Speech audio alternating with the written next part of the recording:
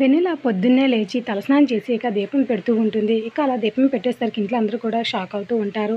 ఇక నాగమ్మ అయితే చాలా కోపంగా వెన్నెల వైపు చూస్తూ ఉంటుంది. అప్పుడు ఇక్కడ నాగమ్మ పియ్య అయితే మాత్రం, ఏంటమ్మగారు మీరు గుర్తెప్పిన బాణం దారి తప్పినట్టుంది. మీ కోడలు కావాల్సింది ఇప్పుడు శంకర్ కట్టిన తాళికి విలువిచ్చి తన మెడలో వేసిన ఆ తాళిని మెడలో వేసుకొని పూజ చేస్తుంది. చూస్తారంటే నోర్మి కాస్త ఏం జరుగుతుందో చూస్తున్నాను కదా అనేసి ఇక నాగమ్మ అయితే తన పియ్యని గసురుతూ ఉంటుంది. దాంతో ఇక పియ్య అయితే ఏమీ మాట్లాడదు, మౌనంగా ఉండిపోతుంది.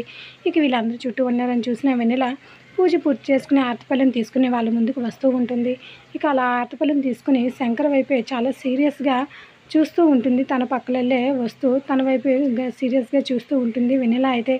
ఇక శంకర్ కూడా తన వైపు చూడకుండా మొహం పక్కకు తిప్పుకుంటూ ఉంటాడు. నేరుగా ఇక నాగమ్మ దగ్గరికి వెళ్ళిన వెన్నెల, హారతి తీసుకోండి పెద్దత్తయ్య గారు అనేసి అంటూ ఉంటుంది. దాంతో ఇక నాగమ్మ అయితే అలాగే చూస్తూ ఉంటుంది. ఏంటి కొత్తగా నాటకాలు మొదలెట్టావా ఇప్పుడు అని అంటే, నాటకం అంటారేంటి అత్తయ్య గారు, ఏం మాట్లాడుతున్నారు మీరు అని వెన్నెల అడిగేసరికి, నిన్న ఒక రకమైన నాటకం, ఇప్పుడు ఒక పూజ, ఇది ఏంటి అని అంటే, జీవితమే ఒక నాటకం అత్తయ్య గారు. మీరు ఆడేది ఒక రకమైన నాటకం అయితే నేను ఆడేది ఒక రకమైన నాటకం.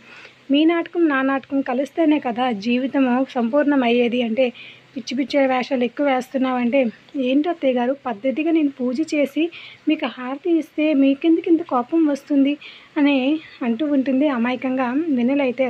నువ్వు ఏ పద్ధతిగా చేసావో, ఏ ఉద్దేశంతో చేసావో తెలుసుకోలేనంత మూర్ఖురాల్ని కాదే నేను.